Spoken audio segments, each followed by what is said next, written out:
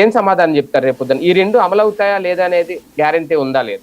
అడిగేవాడు ఎవడు ఇంతకి సమాధానం? వాళ్ళని అడిగే అంటే దమ్ముడు యాక్చువల్గా అయితే ఇవన్నీ ప్రతిపక్షం రేజ్ చేయాలేమో కదా సార్, ప్రతిపక్షం అడగాలేమో.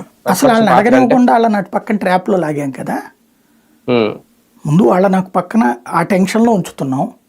పత్రికలేమో కేవలం వాటి మీదనే ఉంటాయి, కక్ష సాధింపులు, రాజకీయాలు. ఇంకా ప్రశ్నించేవాడెవడు?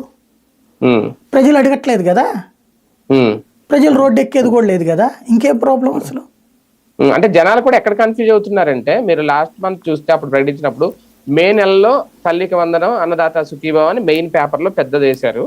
మొన్న జూన్ లో ఇస్తారు ఈ నెల ఎవరు అనేది సార్ 3వ పేజీలో చిన్నది 4 లైన్ల వార్త వచ్చింది. మీరు అబ్జర్వ్ చేసే ఉంటారు నాకు తెలిసి. చిన్నది, అది కూడా అనగానే సత్యప్రసాద్ చెప్పారు అనేది. అది జనాల్లోకి వెళ్ళలేదు, చాలా మంది ఎదురు చూస్తున్నారు వస్తుందేమో వస్తుందేమో. నాకు తెలిసి జనాలు చచ్చినోడి పెళ్లికి వచ్చిందే కట్నం అన్నట్టున్నారండి ఇప్పుడు సంక్షేమ పథకాలు. కరెక్ట్, ఈ రెండు ఇంపార్టెంట్ కదా సార్. అదే మిగిలిన తర్వాత చూద్దాం. ఈ రెండు ఎవరికి ఏ ఇది లేదండి, వస్తే వచ్చింది అంతే, నమ్మాము అయిపోయింది అంతే. ఇక ఇప్పుడు ఏం లేదు మన చేతుల్లో. ఒక రకంగా 4 ఏళ్ల తర్వాత చూసుకుందాం అనే లెక్కన ఉంటారు తప్పించి ఇప్పుడు చేయడానికి ఏముంది వాళ్ళ చేతుల్లో? ప్రజలు నష్టపోతున్నారు కదా సార్ నేను అనేది.